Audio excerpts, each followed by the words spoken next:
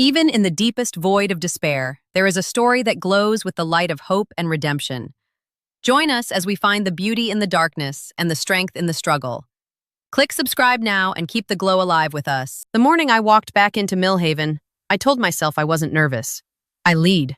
My hands were steady on the steering wheel, but my chest was doing something I hadn't felt in years, that old, familiar tightening, like someone was slowly turning a screw just beneath my sternum. I knew this highway. I knew every exit, every billboard, every cracked guardrail.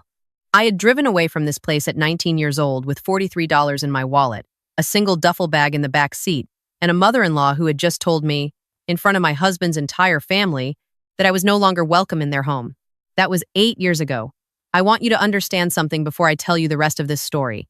I am not a dramatic person. I don't look for conflict. I am a 31-year-old forensic accountant. I spend my days finding numbers that don't add up, and I am very, very good at it. I think in spreadsheets. I sleep 8 hours a night. I drink my coffee black. When my coworker Sarah told me last year that I was intimidatingly calm, I took it as a compliment. But I was not calm on that drive back into Millhaven. My name is Rebecca, and 8 years ago, my mother-in-law forged my dead husband's will. I need to take you back to the beginning, because the beginning matters. It always matters, and it's the part people always skip. I met Daniel Holt when I was 22 years old, in the parking lot of a grocery store in Asheville, North Carolina. He had locked his keys in his car and was staring at the window with an expression of complete, philosophical defeat. I laughed. He looked up. We talked for 45 minutes in that parking lot, in the middle of January, until both of us were shivering and grinning, and had exchanged numbers. 3 months later, we were inseparable. Daniel was kind in a way that felt almost old-fashioned. He called his grandmother every Sunday. He left good tips even when the service was bad. He remembered the names of everyone he met, the barista, the parking attendant, the night janitor in his office building. He was the kind of man who made you feel like the most interesting person in any room. His mother was the kind of woman who made you feel like you weren't in the room at all. Patricia Holt. I'll say her full name because she deserves to be named. From the first time Daniel brought me home to Millhaven, Patricia made it clear that I was temporary. She didn't say it directly. She never said anything directly. She was too skilled for that. She said it in the way she talked over me at dinner, in the way she referred to Daniel's college girlfriend, a girl named Amber, in every third conversation, in the way she told Daniel, while I was standing 3 feet away, that she worried he moved too fast with people he didn't know well enough yet. I was not from Millhaven. I was not from old money. My father had worked in a machine shop for 30 years, and my mother had been a school secretary. Patricia had grown up in a house with columns on the front porch and a family name on a building at the local university. In her mind, that gap was permanent, unbridgeable, and I was the person standing on the wrong side of it. Daniel saw it. He was not blind.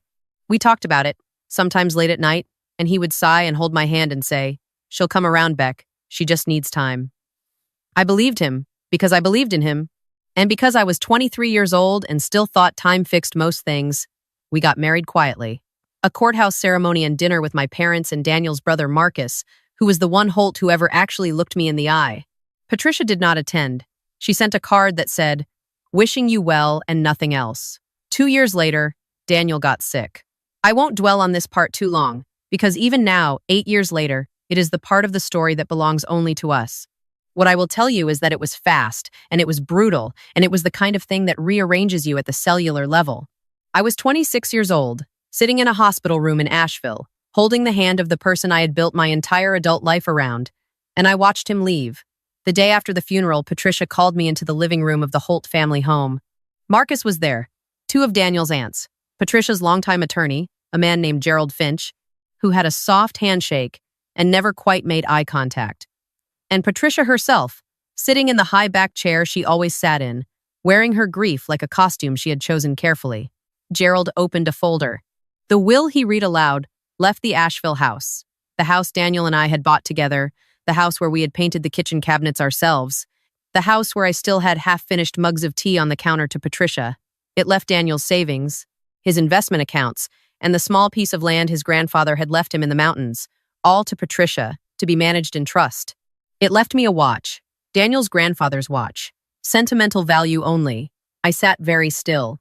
I knew Daniel's wishes.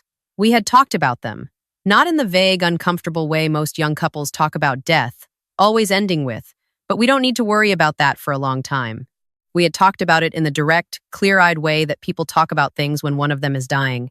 He had told me, specifically, that he wanted the house to be mine, that he wanted me to be protected. He had said the words out loud, in that hospital room, and I had held his hand and told him not to talk about it, and he had squeezed my fingers and said, "I need to. I already took care of it." The will Gerald Finch was reading did not match what Daniel had told me.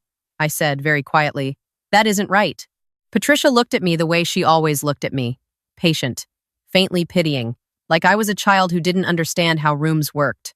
"Rebecca," she said, "I know this is hard." "That will is not what Daniel told me," I said. "He told me specifically, grief can distort memories," Gerald said, not unkindly. "I'd like to see the document," I said. Patricia said my name again, softer this time, and Marcus put his hand briefly on my arm, and everyone in that room had the same expression, the expression of people waiting for the upset woman to finish being upset so they could move on. I stood up. I thanked no one. I walked out. I drove back to Asheville alone, and I sat in the house that was apparently no longer mine, and I did what I always do when something doesn't add up. I started looking for the error. Here is what most people don't know about forensic accounting. The work is almost never dramatic. It is patient. It is methodical. It is reading the same document 17 times and noticing, on the 18th read, that a date is slightly off, that a signature curves differently than it did on a previous page, that someone somewhere made a small mistake and trusted that no one would be looking closely enough to catch it. Patricia had made a mistake, a small one, but I was looking very closely. I found a notary stamp on the will Gerald had presented that didn't match the notary's recorded seal in the county clerk's database. The date on the will was 2 weeks before Daniel had been admitted to hospice, but the witness signatures included a hospice nurse who, according to the facility's own employment records, hadn't started working there until 3 weeks after that date. Someone had built this document carefully, but they had built it without knowing that the person left behind would spend 6 months doing nothing but quietly verifying every single line. I also found, in an email thread, Daniel had forwarded to me 14 months before he died, the name of his actual attorney. Not Gerald Finch, a woman named Diane Okafor, who worked out of a small office in Asheville, and who, when I called her, paused for a long moment and then said, "Rebecca, I've been wondering if you would call." Diane had the real will. Daniel had updated it 10 months before he died, in Diane's office, with 2 witnesses and a notary stamp that was exactly where it was supposed to be. The house was mine. The land was mine. The accounts were to be split, with half going to Marcus directly, because Daniel had known Marcus was quietly struggling and hadn't wanted to say so out loud, and the other half to a scholarship fund at the community college where my mother had worked for 20 years. Patricia got the watch. I sat in Diane's office and read the document 3 times. Then I asked Diane what we needed to do. She told me. I listened to every word, and then I waited. I want to be honest about the waiting, because it is the part no one talks about. Everyone loves the moment of justice. No one wants to hear about the 14 months of building it, the depositions, the forensic document examiners, the quiet conversations with Marcus, who had suspected something was wrong, but hadn't known how wrong, and who had the particular devastation on his face of someone realizing that the family he had defended in his head for years was not the family they actually were. There were moments when I wanted to call Patricia and tell her what I knew. There were moments when I wanted to walk back into that house, into that high-back chair room, and lay every document on the table and watch her face change. Diane told me to wait. My attorney told me to wait. I waited. What brought everything to a head was not something I planned. Patricia filed to have me removed from the Asheville house. She had apparently assumed, for 14 months, that I was simply grieving and in denial, that eventually I would accept the will, sign whatever needed signing, and disappear. When I didn't, when I kept living in that house and quietly making payments on a mortgage that was legally mine and not responding to her attorney's letters in any satisfying way, she escalated. Gerald Finch filed an eviction proceeding. The hearing was set in Millhaven County Court because the land records had been originally filed there. I would have to go back. I want to tell you what it felt like to walk into that courthouse. Millhaven is a small town, the kind where the courthouse has been standing since 1887 and the same 3 families have had their names on the donor plaques in the lobby for as long as anyone can remember. Holt was one of those names. I had walked past that plaque on my wedding day, on my way to the clerk's office to file our marriage certificate, and Daniel had pointed it out with a complicated expression that I had understood even then. I walked in alone, which was by design. Diane was already inside. My 2 forensic document examiners, both certified, both with court experience, were already inside. The investigator who had spent 4 months tracing the notary stamp discrepancy was already inside. The hospice nurse, whose testimony about the timeline would be brief and devastating, had agreed to a recorded deposition that Diane had already submitted. I walked in alone, because I wanted Patricia to see me walk in alone. She was standing in the hallway outside the courtroom with Gerald Finch and 2 other attorneys I didn't recognize. She was wearing black, as she almost always did. When she saw me, her expression did what it always did, settled into that patient, faintly pitying look that I had spent 8 years on the receiving end of. "Rebecca," she said. Her tone was the tone of someone who has already won. "Patricia," I said. That was all. I walked past her into the courtroom. I found my seat next to Diane. I set my bag on the table. I folded my hands. Gerald's team went first. They presented the will, the forged one, though they didn't call it that. They presented photographs of the house, financial records, the argument that the estate had been improperly held for over a year. Gerald spoke with the quiet confidence of a man who had been practicing in this county for 30 years and had never once been seriously challenged. Then Diane stood up. I had seen Diane in a courtroom before, during a deposition. I had not seen her at a table, arguing. She was different there. Still quiet, still measured, but there was a precision to it, like watching a surgeon work every movement exactly where it needed to be, nothing wasted. She began with the notary stamp. She walked the judge through the discrepancy, the recorded seal, the presented seal, the 3 specific points of difference that our document examiner had identified. She presented it the way I would have presented a financial discrepancy, without drama, just clarity. Here is what the record shows. Here is what the document shows. They do not match. Then she moved to the witness signatures. The hospice nurse's deposition played on a screen in the courtroom. 43 seconds. She stated her name, her employment start date, and confirmed that she had no knowledge of and had not witnessed any document signed before her employment began. Then Diane presented Daniel's actual will. I watched Patricia's face from across the courtroom. I had been waiting 8 years, no. I had been waiting 14 months. I had been waiting for one specific thing, the moment the patient, faintly pitying expression, finally cracked. It cracked. It didn't collapse. Patricia was too controlled for collapse.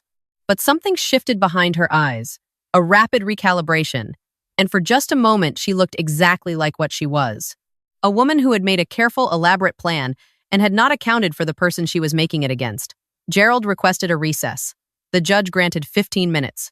In the hallway, I could hear voices: Gerald's, low and urgent, and Patricia's, lower and more controlled. Marcus was sitting on a bench near the water fountain.